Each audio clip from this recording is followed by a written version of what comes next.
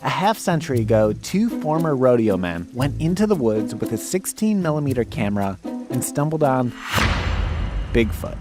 When she's walking across a sandbar and spreads her arms out and looks at the camera, frame 352, that's become the Bigfoot icon for our culture. The sighting of Patty, as she would later be known, at Bluff Creek in California is one of the most famous reels in film history. Before the Patterson Gimlin film, named after its makers, the Sasquatch was a local Northwest legend. After, Bigfoot became an international celebrity. But look at this clip from the 2017 movie War for the Planet of the Apes. I mean, it's obvious now with the leaps in film and costume technology that this is just someone in an ape suit, right? A guy even passed a lie detector test on national TV, claiming he wore the suit. About whether you were the Bigfoot shown in the 1967 Patterson film. Yes. But the film continues to fascinate people. How confident are you this film's real? At this point, I'm as confident as I can be, short of having stood on the sandbar with Roger and Bob and witnessed it myself. That's Jeff Meldrum, a professor of anatomy and anthropology at Idaho State. He's known for being one of the few academics to openly study Sasquatch. For Bigfooters around the world, the Patterson Gimlin film is not only real, it's one of the strongest pieces of evidence of the existence of an undiscovered giant walking ape on the planet. Still, 50 years later, the film is yet to be officially debunked. So, how is this not a person wearing an ape suit? It's all so easy to say, oh, that's obviously a man in a fur suit, until you see it up against a man in a fur suit. He points to the Planet of the Apes franchise that came out around the same time as the film and won an Oscar for the makeup. He specifically calls up a scene in the sauna in the 1970 sequel, Beneath the Planet of the Apes. They look like big, hairy Pillsbury Doughboys. Jeff Meldrum compares it to the Patterson Gimlin film, which he shows to his anatomy students. I'm also including some stabilized footage from a Reddit user that helps illustrate Jeff's point. And say, all right, I want you to point out as many landmarks of surface anatomy and muscle masses that you can identify. And they start at the head, and they can see the trapezius, they can see the deltoid, they can see the lateral and long heads of the triceps. You can see the erector spinae down the back. You can see the shoulder blades moving under the skin.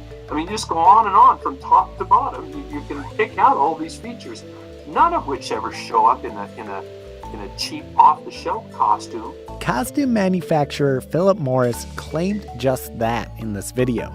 He gave talks about how he sold Patterson the suit worn in the film. As he's walking, he turns this way. But the most relevant proof of Bigfoot's existence for some serious researchers isn't easily captured on film. It's what the Sasquatch leaves behind. Cliff Barackman has one of the largest collections of Sasquatch footprints in the world. You might recognize Cliff as the co-host of Animal Planet's Finding Bigfoot. He's seen a lot of fake prints, but says the Patterson Gimlin ones aren't so easily dismissed. The trailing leg of the creature also shows the flexibility in the mid part of the foot. There are a few frames there where we see Patty take her heel off the ground, but yet keep the entire forefoot in touch with the ground. Along with the footage of Patty was a clear track of footprints. One of them showed a very distinctive pressure ridge, a push-off that comes about as a result of the very flexible midfoot. This distinct characteristic is a smoking gun for Jeff. He's seen that pressure ridge in foot samples across decades and continents. But both Jeff and Cliff admit that until there's a body, then the film and all the research will be up for debate. If it's a guy in a suit, the Patterson Gimlin film is one of the great hoaxes of all time. If it's not, the film would completely upend everything we understand about apes and evolution. Either way, the Patterson Gimlin film turned a Northwest local legend into a global icon. And it's endured because it reminds us there are some things in the world we can never know for sure. Real or just a myth?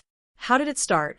The Bigfoot legend began as a blend of ancient Indigenous stories and a modern media spark in 1958, which turned a regional curiosity into a global phenomenon. Indigenous roots long before Bigfoot. Many Native American and First Nations tribes told stories of large, hairy, human-like beings roaming the forests and mountains. These beings went by many names and roles, sometimes protectors, sometimes warnings, forming the earliest foundation of what we now call Bigfoot. These stories existed centuries before the word Bigfoot was ever printed. Newspaper The Modern Legend ignites in 1958. The Bigfoot we know today, giant footprints, mysterious forest sightings, media frenzy, started with a small newspaper story in Northern California.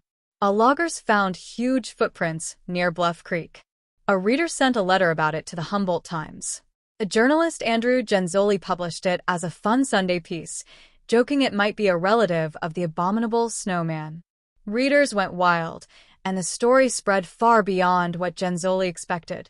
This moment essentially coined the modern Bigfoot myth. After the 1958 buzz, the legend grew through sightings reported across the Pacific Northwest. Casts of giant footprints. The famous 1967 Patterson Gimlin film, which became the most iconic evidence of Bigfoot ever recorded. By the mid-20th century, Bigfoot had become a cultural icon, inspiring documentaries, research groups, and a full-blown subculture. The name Sasquatch is an anglicized version of the word Saskits, roughly wild man or hairy man, from the Halkomelem language, a dialect of the Coast Salish peoples in British Columbia. Here is how the name evolved into the popular term we use today. Indigenous origins. For centuries, the STS Sales First Nation, formerly the Chehalis Band, shared oral traditions of the Saskits, a supernatural being or shapeshifter believed to protect the land. In the 1920s, a Canadian teacher and Indian agent named J.W. Burns began collecting these stories while working with the STS Sales people. Burns coined the specific spelling Sasquatch and introduced it to the wider public in a 1929 article for Maclean's magazine titled, Introducing BC's Hairy Giants. Comparison to Bigfoot. While Sasquatch has indigenous roots and is more common in Canada, the term Bigfoot didn't emerge until 1958, following a series of articles in the Humboldt Times about large footprints found in Northern California. Native American and First Nations cultures across North America have hundreds of unique names and stories for hairy man figures. While modern pop culture lumps them all together as Bigfoot, these stories vary significantly from tribe to tribe, ranging from protective spirits to dangerous monsters. This is the origin of the word Sasquatch. In Coast Salish tradition, the Saskits is often viewed as a supernatural caretaker of the land. The legend states they are often described as having the ability to move between the physical and spiritual worlds, making them shapeshifters who only appear when they want to be seen.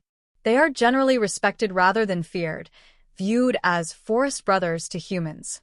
The Tsul, Kalu, Cherokee. In the southeastern United States, the Cherokee tell of Tsul, Kalu, meaning slanting eyes.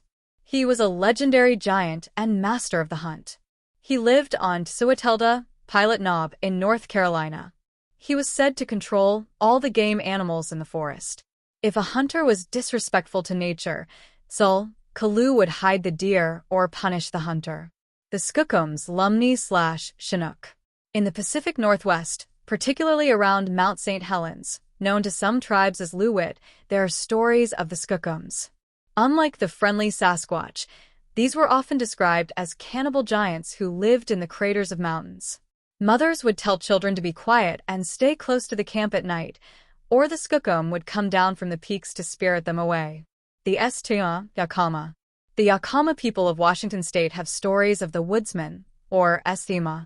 These beings are considered highly intelligent and telepathic. It is believed they can cloud the minds of humans to stay hidden. Some stories describe them as a tribe of people who simply chose to live apart from modern civilization and remained wild. Comparison of traits. Across many tribes, a few hairy man traits remain consistent. Feature description. Whistling. Many tribes report that the creatures communicate via loud, melodic whistles.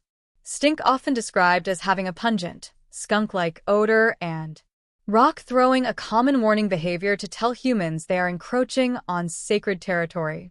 Unlike the missing link theory in Western science, most Indigenous stories treat them as spiritual beings with magical abilities. For many Indigenous people, these aren't myths in the sense of being fiction. They are oral histories and legitimate parts of their ecological and spiritual landscape. So until there is hard evidence like finding one or DNA, it is unknown if they exist. What do you think? Myth or real? Don't forget to comment, like, and share. Thank you for watching.